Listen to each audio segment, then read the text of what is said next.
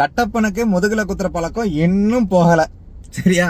கட்டப்பா வாட்டாள் நாகராஜ் ஞாபகத்துல இருக்காரா? வாட்டாள் நாகராஜா வட்டாள் நாகராஜான்னு தெரியல.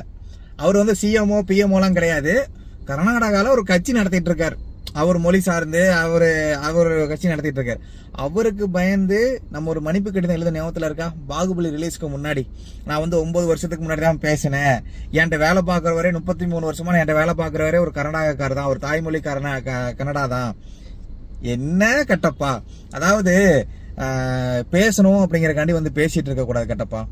நீங்களும் அந்த படத்தில் நடிச்சிருக்கிறீங்க சத்யராஜ் சார். சரியா? தலைவா படத்துல நீங்களும் நடிச்சிருக்கிறீங்க. உங்களை மாதிரி ஏகப்பட்ட டெக்னீஷியன் நடிச்சிருக்காங்க. எல்லாத்துக்கும் சார்பா தான் தலைவர் விஜய் அவர்கள் ஜெயலலிதா அம்மாவை போய் பார்த்து அந்த படம் ரிலீஸ்க்கு போய் பேசினாங்க. சரியா? அவருக்கு மட்டும் அவரோட சுயநலத்துக்காகலாம் போய் பேசல, உங்களுக்கும் சேர்த்தான் போய் பேசினாங்க. அதை புரிஞ்சுக்க முடியாம அதை ஒரு கேலி சித்திரமா வச்சு பேசிட்டு இருக்கீங்களே. உங்களுக்கு எல்லாம் மண்டைக்கு மேலதான் ஒண்ணு இல்லைன்னு நினைச்சிட்டு இருந்தேன். இப்ப மண்டைக்குள்ளேயும் சுத்தமா ஒண்ணு இல்லைன்னு புரிஞ்சுக்கிட்டேன். சத்யராஜ் சார், உங்க மேல இருக்கிற ஒரு மரியாதை எதுக்கு தெரியுமா வந்துச்சு? உங்க பையன் இருந்து வந்த மரியாதை தான் உங்க மேல.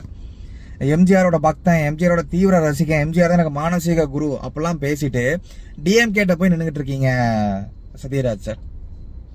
என்ன பிரயோஜனம்? ஒரு பிரயோஜனமும் கிடையாது. நீங்க கேலி பண்றது கிண்டல் பண்றதெல்லாம் வந்து ஒரு மேட்டரா கிடையாது. திருப்பி கலாச்சோம்னா வயசுக்கு மரியாதை இல்லாம போயிடும். அதனாலதான் பேசாட்டி இருக்கும். சரி, என்னதையோ பேசிட்டு போறாங்க. இந்த டிஎம்கே காரணங்க வந்து பதட்டத்துல இந்த ஆர்த்தியை வச்சு பேசுறது, பிரகாஷ்ராஜை வச்சு பேசுறது. இப்ப நீங்க சத்யராஜ் இன்னும் எத்தனை பேர் இறக்க வர போறாங்கன்னு தெரியல. யாரை வச்சு என்ன பேசினாலும் மக்களுக்கு ஒரு விஷயம் நல்லா புரியும். சரியா?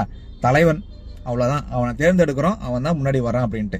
நாளைக்கு எந்த மூஞ்ச வச்சுக்கிட்டு நீங்க வந்து விஜய் சாரை போய் பார்த்து பேசுவீங்க? அவர் பேசிடுவாரு. ஏன்னா அவர் வந்து இதெல்லாம் நினைச்சுக்க மாட்டாரு. அவர் பெருந்தன்மையா பேசிடுவாரு. உங்களுக்கு குற்ற உணர்ச்சியா ஒரு மாதிரி அசிங்கமா அருவருப்பா இருக்காதா?